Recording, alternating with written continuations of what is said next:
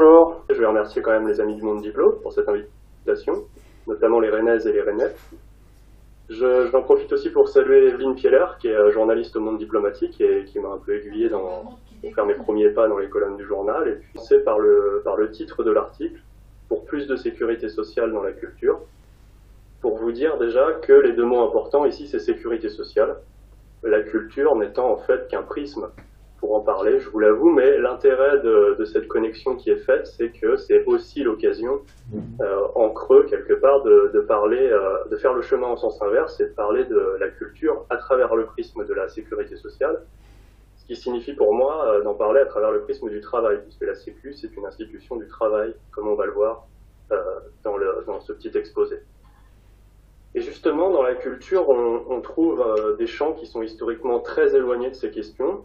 Et je vais démarrer en prenant une catégorie professionnelle qui est exemplaire de cet éloignement, je l'aborde un petit peu dans l'article, c'est la catégorie des artistes-auteurs. Alors vous savez peut-être qu'en France, surtout si vous en êtes, mais vous savez qu'en France, il y a deux grandes familles d'artistes qu'on appelle en fonction de régimes sociaux. Donc ça, c'est un truc à noter. D'un côté, on les connaît bien, on a les intermittents du spectacle, qu'on appelle comme ça du nom du régime de l'intermittence, qui est une adaptation de l'assurance chômage, et de l'autre côté, on a les artistes-auteurs. Les artistes-auteurs, qui sont une catégorie de la sécurité sociale qui est sans doute un peu moins connue. Donc je fais un tout petit point sur cette catégorie. En 1975, donc, on fusionne d'une part le régime social des artistes peintres, graveurs, sculpteurs, et d'autre part la caisse des lettres, pour donner naissance au régime de sécurité sociale des artistes-auteurs, qui va être adossé en termes de financement et de droits sociaux au régime général, c'est-à-dire à celui des salariés. Donc vous voyez, artiste-auteur, ça dit pas grand-chose sur les activités concrètes de ces travailleurs. C'est une abstraction qui confère en fait les mêmes droits à différentes professions, que je vais lister un petit peu pour qu'on puisse identifier de qui il s'agit. Donc des plasticiennes et des plasticiens, des écrivaines et des écrivains, ça c'est un peu évident, mais aussi des photographes, des graphistes, des illustratrices, des traducteurs, et au-delà de la littérature, des auteurs qui bossent par exemple dans l'audiovisuel ou la musique. Donc vous voyez, c'est un peu un fourre-tout, c'est un rassemblement qui place tous ces travailleurs dans une même communauté d'intérêt, y compris avec les salariés, dont font partie les intermittents. Alors malheureusement, ce mouvement d'unification a considérablement ralenti, et s'est arrêté, notamment aux portes de l'assurance chômage pour les artistes-auteurs. Donc pour comprendre en quoi c'est pas du tout un détail, on va revenir au confinement, le vrai, hein, le dur, donc je vais vous rappeler des mauvais souvenirs. Le 16 mars, le roi Emmanuel Macron nous renvoie à la maison. Dans les semaines qui suivent, les marchés artistiques et culturels ralentissent ou s'arrêtent même, et ça va avoir des conséquences assez différentes en fonction des différentes catégories de travailleuses et de travailleurs de la culture. Alors si vous prenez les artistes-auteurs, mais aussi les micro-entrepreneurs, tous les indépendants de la culture, bah c'est la panique. Alors le ministère de l'économie a bricolé un petit truc avec le fonds de soutien pour les TPE, auquel les artistes-auteurs ont été rattachés, ce qui est assez discutable en soi. Mais l'équation fondamentale avant cette opération de sauvetage, c'était pas d'activité, pas de revenus, pas de droits. Ça fait un peu peur quand ça nous arrive, mais c'est tout à fait cohérent du point de vue du capitalisme, pour qui le travailleur individuel, en l'occurrence indépendant, n'a d'existence dans l'ordre de la valeur économique que s'il est à la tâche. C'est-à-dire s'il est en train, par exemple, de vendre une prestation ou un objet d'art. S'il n'est pas dans l'activité à l'instant, il n'existe pas, il est invisible, et donc il n'a pas de droit en tant que travailleur. On pourrait croire que c'est naturel, on le croit souvent d'ailleurs, on se dit, bah, si je ne suis pas en train de bosser, je ne suis pas un travailleur. Et pourtant, on a déjà des outils et des conquêtes sociales qui contredisent cette lecture capitaliste, il faut vraiment insister là-dessus, du travail. Donc je continue le tour d'horizon du confinement, avec les employés qui ont été mis au chômage technique. Là, beaucoup ont bénéficié de ce qu'on a appelé des mesures d'activité partielle, c'est-à-dire qu'en gros, ils ont conservé entre 84 et 100% de leur salaire. Alors ça, c'est un dispositif qui a des limites, qui est critiquable, notamment parce qu'il est financé par un endettement de l'État, et les brutes qui nous gouvernent vont nous le faire payer très cher, faut pas en douter. Mais il y a quelque chose d'intéressant, c'est un droit au salaire qui est indépendant de la photographie instantanée de l'activité. C'est quelque chose qu'on retrouve chez les intermittents du spectacle, indemnisés en tout cas, qui continuent d'être payés par la caisse de l'assurance chômage, encore aujourd'hui, puisqu'on a prolongé leurs droits, c'est la fameuse année blanche, par la double année blanche même, là, on s'achemine vers ça. Et puis enfin, les fonctionnaires n'ont pas vu la différence, car ils ont continué à toucher leur salaire normalement. Alors pourquoi les fonctionnaires ont continué d'être payés normalement?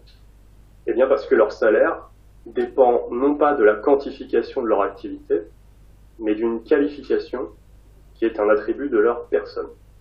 Donc quand on prend les choses sous cet angle, on comprend que la grande conquête sociale à venir, c'est de déconnecter le salaire de l'emploi, en fait, ou pour ce qui concerne les artistes-auteurs, les indépendants, etc., de déconnecter le salaire du bénéfice individuel. Et pour faire ça, il faut socialiser la valeur économique, socialiser les ressources.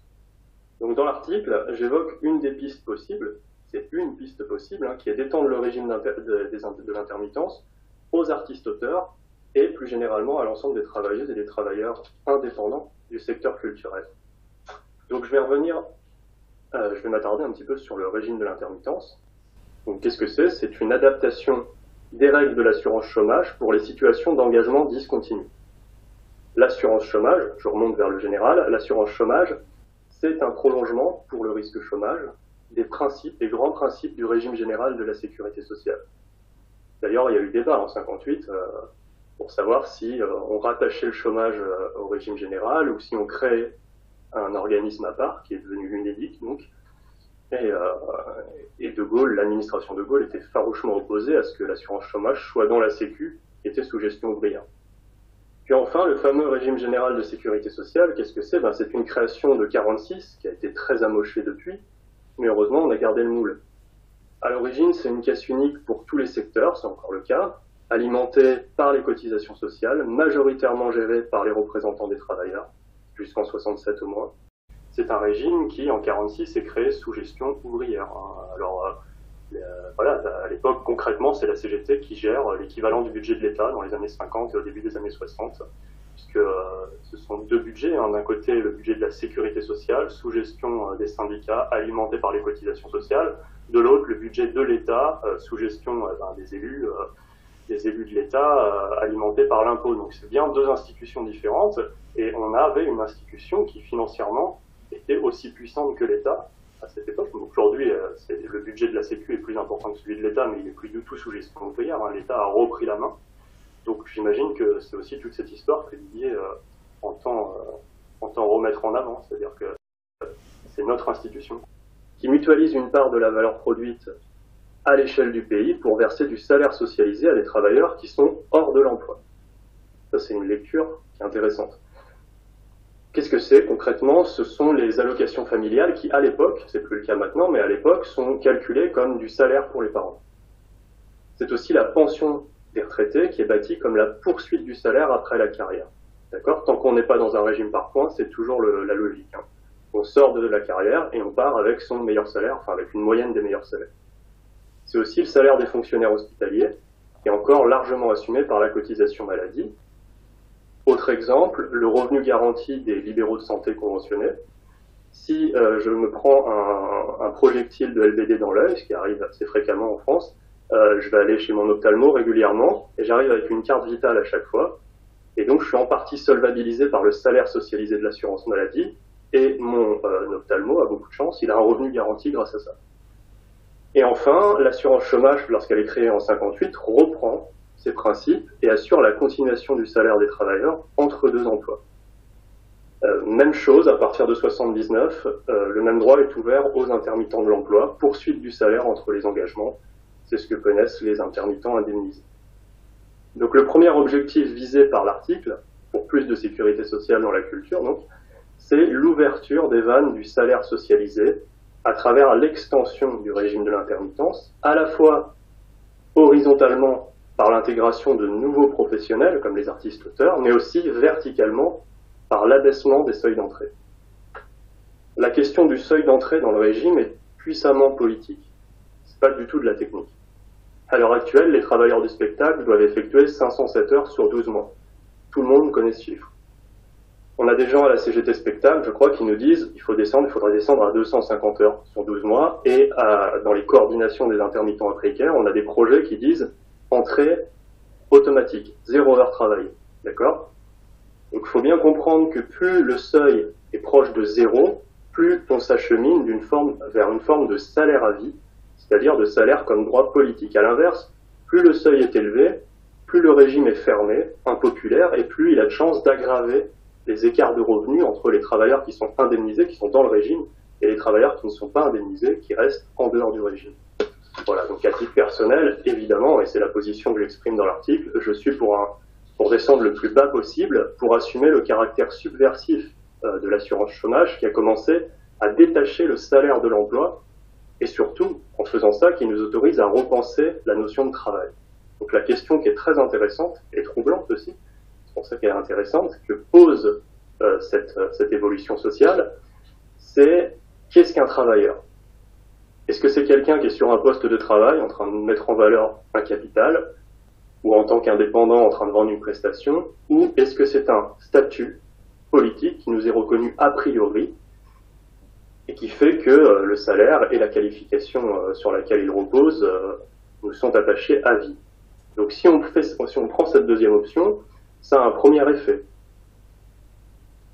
Si je suis titulaire de mon salaire, je n'ai plus besoin d'essayer de valoriser la moindre de mes activités. Donc ma pratique artistique est protégée de cette fuite en avant. Certes, le travail artistique en général est reconnu comme étant producteur de valeur économique, c'est une chose, mais l'activité dans sa singularité, dans son individualité, n'est pas en permanence mesurée. En d'autres termes, c'est pas le succès marchand de mes œuvres qui fonde mes droits sociaux. Et puis en cas de crise, pour revenir au Covid, eh bien, on peut passer le cap solidairement puisque la valeur est socialisée. Et donc les secteurs qui continuent à tourner, les secteurs essentiels, vont continuer à alimenter la caisse commune. Le second effet du salaire à vie, c'est d'étendre la démocratie économique. Intrinsèquement, d'une part, je viens d'en parler, grâce à cette reconnaissance et à cette rémunération garantie, mais aussi parce qu'avec la valeur mise en commun, on peut faire autre chose, on peut faire du financement populaire. Donc ça, c'est un deuxième aspect que j'aborde dans l'article. J'aborde la question de la structuration du secteur de la culture. Donc ça, c'est une autre question, c'est qui finance les entreprises culturelles, qui finance les diffuseurs, qui finance les collectifs, qui finance les compagnies, par exemple, dans le théâtre, qui décide de ce qu'est la culture, de ce que ça va être. Aujourd'hui, c'est très clair, il ne faut pas se mentir, ce sont des fondations d'entreprises, des banques, des multinationales de l'entertainment et des mécènes plus ou moins fortunés. Et en symbiose avec ce panier de crabes, vous avez l'État et les collectivités qui donnent de moins en moins et de plus en plus souvent en faisant la grimace. Or, nous connaissons déjà une alternative à ce duo qui est composé des capitalistes et de l'État, et c'est en deux temps, un, reprendre la sécu, deux, s'en servir comme d'une caisse d'investissement. Dans les années 60, nous avons créé l'hôpital public sans faire appel au marché de capitaux. On a pris un peu d'impôts, on a pris un peu de crédit public via la caisse des dépôts, et on a pris à hauteur d'un tiers de la cotisation via l'assurance maladie. L'assurance maladie qui était à l'époque, je rappelle, sous gestion ouvrière. Donc, c'est ni l'État, enfin c'est un peu l'État, mais c'est pas complètement l'État, et c'est surtout pas les capitalistes. Et puis nous avons oublié cette capacité populaire. Ça ne fait que quelques années qu'on retrouve cette histoire, et dans l'article, je cite la proposition du journaliste Pierre Grimbert, qu'il avait fait paraître dans Le Monde Diplôme aussi, en 2014, qui nous dit « Ce qu'on a fait pour la santé, faisons-le avec d'autres secteurs fondamentaux ». On a un énorme problème démocratique avec les médias qui nous maintiennent dans un bain idéologique autoritaire, stérile, superficiel. Donc, instaurons une nouvelle cotisation sociale qui va venir alimenter une caisse sous gestion démocratique dont la mission sera de financer une presse d'intérêt général, ce sont ces mots, qui sera pluraliste, produite par des personnes qui ont le temps de se former, qui travaillent dans des conditions optimales, et une presse surtout qui est séparée à la fois de l'État, c'est pas l'ORTF, et débarrassée de la mainmise du capital. Dans l'article, pour plus de sécurité sociale dans la culture, je reprends le flambeau et je propose la création d'une sécurité sociale pour financer une production culturelle alternative. Donc j'adapte un petit peu cette proposition, qui est aussi quelque chose qui tournait à Réseau Salariat sur des sujets comme l'alimentation, ou le logement, ou les transports en commun. Donc je l'adapte à la culture. Alors comment procéder pour faire cette caisse? Alors en trois temps. D'abord, créer une cotisation interprofessionnelle, comme la cotisation maladie, comme la cotisation chômage, ce qui revient à affecter une partie de la valeur disponible à une nouvelle production. D'accord? Et cette production culturelle alternative va engendrer elle-même de la cotisation à l'avenir. Hein. C'est pas de l'aide qu'on arrose pour aider des gens qui ont bien du mal. Hein. On est en train de financer une nouvelle production. Ce financement va alimenter, c'est le deuxième temps, un réseau de caisses globales et locales dans lequel chaque caisse sera gérée par une assemblée composée de représentants syndicaux des travailleurs de la culture, d'artistes, de chercheurs, d'élus locaux, pourquoi pas de citoyens tirés au sort, dont la mission serait d'attribuer les financements à l'échelon approprié. Ça peut être un échelon national pour un gros établissement public culturel, ça peut être un échelon local pour une association de quartier, un théâtre indépendant ou un café-concert, évidemment. Troisième temps, conventionner les diffuseurs selon des critères sociaux. Hein, on va privilégier les lieux gérés par les travailleurs eux-mêmes, on va proscrire la sous-traitance abusive, le recours à la vacation, au micro-entrepreneuriat, selon des critères aussi économiques. Par exemple, il va falloir choisir entre demander un financement à BNP Paribas ou BMW et demander un financement à la Sécu. Les deux, c'est pas possible. Et enfin, des critères environnementaux. On va se poser des questions. Par exemple, on peut considérer qu'un gros festival de musique urbain, même s'il y a green dans le titre, c'est pas écolo. Donc on n'est pas obligé forcément de financer ce genre de choses. Voilà, donc en gros, il y aurait deux grandes catégories de structures susceptibles de bénéficier de ces financements populaires. D'une part, les organismes publics ou à mission de service public qui sont, on va dire, délaissés par l'État néolibéral. Ça peut être Beaubourg, sous réserve de respecter des critères sociaux, bien sûr. Ça peut être une médiathèque dans le quartier des Blônes, à Rennes, puisque je suis invité par les Rennais. Ça peut être un théâtre municipal, un CDN, etc. Et puis enfin, deuxième catégorie, les structures privées à but non lucratif, constituées sous forme associative, coopérative. Ça peut être une galerie associative, une maison d'édition constituant SKIC, une librairie de quartier, etc., etc. On peut allonger la liste. Tout ça est évidemment à discuter. Le but de cet article, c'est d'ouvrir un peu un imaginaire politique et des perspectives, pas de donner une solution toute faite. Donc évidemment, on ne conventionne pas Netflix, on ne conventionne pas la Fondation Python, on ne conventionne pas un festival organisé par Live Nation. C'est évident. Voilà, c'est une bataille politique. L'idée, c'est justement de faire crever ces gens, enfin en tout cas de les affronter. Avec de tels outils, on pourrait favoriser l'émergence de toute une production artistique, culturelle, qui est latente, qui est en grande souffrance, qui est marginale, qui est toujours en gestation dans la société. Et puis on pourrait imaginer d'autres usages. Je finis par ça dans l'article du mois d'août. Par exemple, augmenter légèrement le taux de cotisation pour rendre les musées gratuits, ce qui est un exemple parmi d'autres de l'usage qu'on peut faire de cette valeur économique. Inaliénabilité de l'œuvre, intégrité, etc., ça n'a pas de souci, il faut maintenir. Puis il y a la partie patrimoniale qui fait que, en vertu d'une propriété, nous tirons bénéfice de l'exploitation marchande de notre œuvre. Donc si ça tourne, si ça vend beaucoup ou si la cote est haute, ça marche. Si c'est pas le cas, c'est foutu. Et c'est le cas de la majorité des artistes. Enfin, c'est pas le cas pour la majorité des artistes.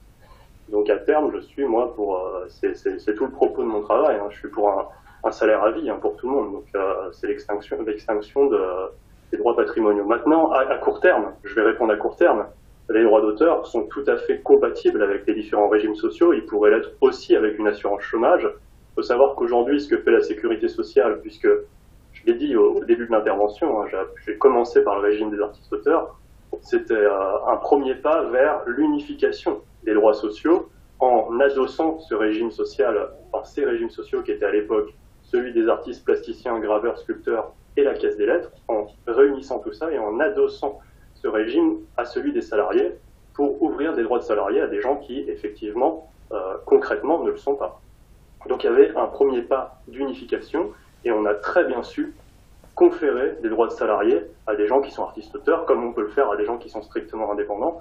Il n'y a pas de souci. Aujourd'hui, ce qui se passe, c'est que la sécurité sociale prend les revenus qui sont strictement issus du droit d'auteur, mais aussi tout ce qu'on appelle les activités accessoires, enfin une partie de ce qu'on appelle les activités accessoires, fait une grosse boule avec tout ça, dit on va faire comme si c'était du salaire, et grâce à ça, si on atteint les seuils, évidemment il y a des seuils qui sont encore beaucoup trop élevés, mais nous confère des droits sociaux de salariés, on pourrait imaginer exactement la même chose pour l'assurance chômage, c'est-à-dire que ce revenu artistique, qui peut provenir des droits d'auteur, il n'y a pas de problème, est converti en SMIC horaire. Alors c'est pas encore l'idéal, mais converti en SMIC horaire, et en gros si on fait par exemple 600 SMIC horaires, c'est-à-dire c'est équivalent à un revenu artistique de 6 000 € par an eh bien, on valide 4 trimestres de retraite, donc on a une retraite après de salarié, si on est capable de faire ça sur toute une carrière. On pourrait imaginer un seuil de, par exemple, 300 SMIC horaires pour rentrer dans l'assurance chômage. Enfin, c'est-à-dire revenu artistique équivalent à au moins 3 000 €, entrer dans l'assurance chômage, quelle que soit l'origine de ce revenu artistique, que ce soit du droit d'auteur ou de la facture de revenus accessoires. Donc à court terme, le droit d'auteur, pas de problème, il est tout à fait compatible avec l'ouverture de nouveaux droits sociaux puissants. C'est pas du tout un souci, on a la technologie sociale pour faire ça. Et à long terme, bon bah ça n'engage que moi, hein, mais moi je suis pour une extinction des droits patrimoniaux, qui sont de toute façon une forme de droits de rentier qui sont absolument incompatibles avec un projet social progressiste. Même dans le droit d'auteur, on a commencé à se dire, bon, le côté individualiste, c'est peut-être pas le top. Donc il y a déjà effectivement quelque chose qui joue, y compris dans le droit d'auteur, ces fameux droits collectifs de reproduction, etc., de diffusion. On a déjà une démarche pour commencer à mutualiser un peu à la fois la gestion et la collecte du droit d'auteur. Donc il me semble quand même que c'est l'évolution, que ce soit du côté du régime social qui tend vers qui a tendu dès 75 vers celui des salariés pour unifier les droits sociaux vers ce qui se faisait de plus puissant. Sur les chiffres, on a coutume de dire que la culture rapporte, comme on dit, cette fois ce que rapporte l'industrie automobile, ce qui sont des arguments qu'il ne faut jamais utiliser, hein, puisque quand on dit qu'elle rapporte cette fois ce que rapporte l'industrie automobile, d'une part, ça comprend une énorme, pour une grosse part, la publicité, hein, il faut savoir que c'est compté dans ces fameux revenus culturels, et puis enfin, ce sont des arguments qui sont les arguments de nos adversaires, hein. Il ne faut pas aller sur leur terrain, hein. La question, c'est pas de quantifier les secteurs, hein. C'est de reconnaître une bonne fois pour toutes les travailleurs de l'art et les travailleurs de la culture en général comme étant contributeurs à la production de valeur économique, au même titre évidemment que les ouvriers de l'automobile ou les gens qui vendent des forfaits de téléphone. Je veux dire, c'est juste l'idée, c'est de reconnaître cette qualité de productrice et producteur et pas d'aller quantifier combien rapporte tel ou tel secteur. C'est une chose qui est utilisée pour essayer de détruire le régime de l'intermittence, c'est de faire une chose qui est très vicieuse, c'est alors que ces caisses, que ce soit la sécurité sociale ou l'UNEDIC, sont des caisses uniques, il n'y a qu'une caisse mécaniquement, une seule caisse pour tous les secteurs. Eh bien, on va quand même faire des comptes par sous-régime, par sous-ensemble. Alors on va dire, les intermittents, ils rentrent tant de cotisations, mais ils en sortent tant, vous voyez, c'est déficitaire, ça va pas. Ça n'existe pas, en fait. Ça, c'est des artifices comptables. Donc moi, c'est pas quelque chose sur lequel je m'appuie, c'est voilà, le chiffrage du poids économique de la culture, de combien on rapporte. De toute façon, on n'en fera jamais assez. La cible, elle n'est pas vraiment, enfin, elle est juste esquissée dans l'article. La cible, c'est ce que Bernard Friot, notamment l'économiste et sociologue Bernard Friot, appelle le salaire à vie. Enfin, c'est pas lui qui l'appelle comme ça, mais lui parle de salaire à la qualification personnelle. C'est ça vraiment la cible. Donc là, on n'est pas dans un horizon à 6 mois, et c'est évident. L'article présente déjà des étapes. Cette sécu sectorielle d'investissement dans la culture est une étape. L'extension du régime de l'intermittence en est une autre, comme une bataille extrêmement offensive pour revendiquer l'abaissement de la retraite comme salaire continué à l'âge de 50 ans, par exemple, ce qu'on fait à Réseau Salariat, serait une autre étape, ou attribuer le salaire à la qualification à la première cohorte sociologique des 18-25 ans, par exemple. Aujourd'hui, on parle du RSA pour les 18-25 ans. Une proposition offensive serait de commencer le salaire à la qualification personnelle par ces jeunes qui ont été précarisés par 40 ans de politique spéciale jeunes, qui n'ont fait évidemment que détruire leurs conditions sociales. Donc le calendrier, alors aujourd'hui, il est à la fois idéal et calamiteux, c'est-à-dire qu'à la fois c'est le moment d'une prise de conscience totale d'un besoin de solidarité et d'un besoin d'unité et de droits sociaux, d'institutions sociales puissantes. Avec cette année, là, ça a été vraiment, c'est quelque chose qui est ressorti avec des débats sur, ça a été le revenu de base, le salaire à vie, ça a été la sécu, etc. On a beaucoup parlé de tout ça. On n'en a jamais autant parlé, ça s'est imposé. Et en même temps, c'est aussi le lieu où la classe dirigeante va essayer aussi de pousser ses propres pions et de mener l'offensive finale, comme elle avait déjà commencé à l'esquisser avec cette réforme de l'assurance chômage absolument dégueulasse. Et ce projet de réforme des retraites qui visait justement, en instaurant la logique par points, une logique de pseudo-épargne, à détruire ce droit au salaire après la carrière, c'est-à-dire à la continuation du meilleur salaire après la carrière. Voilà, aujourd'hui, on est à la fois dans un moment où cette fameuse sécu, cette fameuse assurance chômage sont torpillées par l'inconséquence de nos dirigeants, qui s'est fait à dessein d'ailleurs, par la crise évidemment, la crise du Covid, et en même temps une prise de conscience absolument surpuissante. C'est à nous de voir ce qu'on arrive à en faire dans la mobilisation, dans la construction des idées, dans la présentation de thèmes offensifs, c'est-à-dire il ne s'agit plus de dire il faut défendre la sécu, il faut arrêter de la casser. Non, c'est pas qu'il faut arrêter de la casser, il faut l'étendre en fait. Ce genre d'outils ne fonctionnent et ne peuvent durer que si on est en permanence en train de se friter pour étendre et pour développer ces outils. Donc il faut, voilà. Je n'ai pas de calendrier précis, mais en tout cas, ce qui est sûr, c'est qu'il faut construire une mobilisation offensive. Évidemment que tout ce qu'on va proposer qui va dans le sens d'une reconnaissance du travail artistique va être refusé par ce ministère de la Culture, évidemment. Évidemment que ce gouvernement aimerait en finir une bonne fois pour toutes avec l'assurance chômage, avec les intermittents, et à l'heure actuelle une proposition de projet de loi qui est en cours d'écriture sur l'assurance chômage des artistes. Voilà. D'un des groupes parlementaires, un petit groupe parlementaire. Voilà. Donc ce ne sera pas accepté, mais on tente. Sur la question des études, et notamment des études en art, alors il y a plusieurs solutions envisagées. Et évidemment, on peut parler de cette question via le prisme du travail artistique. On peut aussi parler de cette question via le prisme du travail étudiant. Vous savez qu'au niveau international, en France, ça commence aussi avec des syndicats comme Solidaires étudiants. Je crois peut-être que l'Union des étudiants communistes en parle un petit peu aussi. On a une revendication de salaire étudiant qui monte. Donc ça, c'est quelque chose qui est assez prégnant, qu'on retrouve au Québec, par exemple. Il y a eu une énorme grève des stages qui a eu lieu, je crois que c'était fin 2018. Une grève à forte connotation féministe, puisque statistiquement, les stages qui ne sont pas payés, ce sont des stages dans les métiers dits féminins, à dominante féminine. Et donc, on avait un certain nombre d'organisations, les CUT, notamment les comités unitaires sur le travail étudiant, qui revendiquaient ce salaire étudiant. C'est aussi quelque chose qui a été travaillé historiquement. Il y a un chercheur qui s'appelle Aurélien Casta, qui a écrit Le salaire étudiant, paru aux éditions La Dispute, et qui montre que ça a été mis en débat très clairement après-guerre.